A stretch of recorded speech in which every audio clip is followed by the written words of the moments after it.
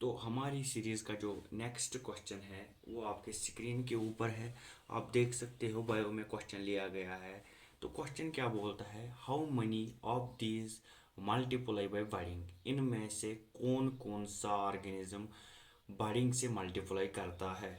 तो आपके ऑप्शन जो नीचे दिए गए हैं, और आप देख सकते हो हाइड्रा दिया गया है, स्पॉन्ज दिया गया है, यीस्ट दिया गया है, अर्थवर्म दिया गया है, प्लेनेरिया दिया गया है, हनी भी दिया गया है। आपको देखना है इनमें से कौन कौन बडिंग से मल्टीप्लाई कर सकता है।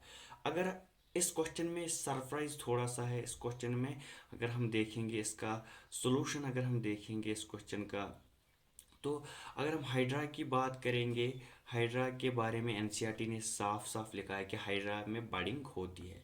अगर आपने एनसीईआरटी को अच्छे से एनालाइज किया है तो ये क्वेश्चन आप आराम से कर सकते हैं। अगर आपने एनसीईआरटी को अच्छे से एनालाइज नहीं किया तो इस क्वेश्चन में आपको बड़ी दिक्कत हो जाएगी।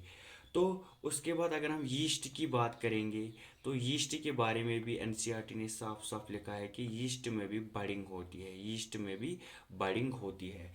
तो उसके बाद अगर हम बात करेंगे अर्थवर्म की, तो अगर हम उसके बाद बात करेंगे अर्थवर्म की, अर्थवर्म में कॉपुलेशन होती है, अर्थवर्म में कॉपुलेशन होती है क्योंकि ये हर्माफ्रोडाइट होती है।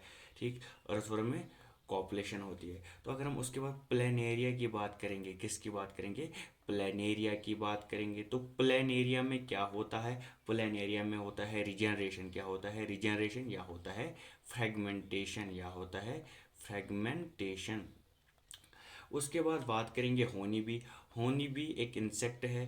ठीक है, होनी बी एक इंसेक्ट है, तो उसमें क्या होता है, या वो एग्स के ज़रिए मल्टीप्लाई करता है या रिप्रोड्यूस करता है, या उसमें एक अलग तरीके का होता है, उसको बोलते हैं हम होल कॉलोनी रिप्रोडक्शन। क्या होता है, whole colony reproduction, whole colony reproduction.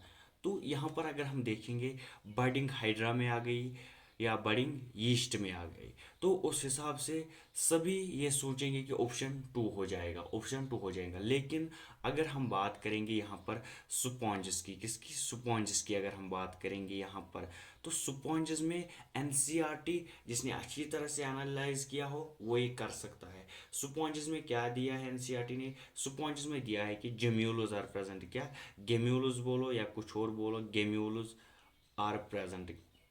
क्या लिखा है, गेम्यूलोज आर प्रेजेंट। सुपॉन्जेस के बारे में यही बोला है कि गेम्यूलोज आर प्रेजेंट। तो अगर हम गेम्यूलोज की बात करें, अगर हम गेम्यूलोज की बात करें, गेम्यूलोज क्या होते हैं, तो जिसको ये पता होगा गेम्यूलोज क्या होते हैं वो ये क्वेश्चन ठीक कर सकता है। जिसको नहीं पता होगा गेम्यूलोज क्या है वो इस क्वेश्चन में रॉन्ग ऑप्शन टेक करेगा। तो गेम्यूल्स एक्चुअली होते हैं इंटरनल बर्ड। क्या होते हैं, इंटरनल बर्ड। यहाँ पर हमसे पूछा गया है बर्डिंग के बारे में, ना कि एक्सटर्नल बर्डिंग या इंटरनल बर्डिंग के बारे में, खाली पूछा गया है बर्डिंग के बारे में।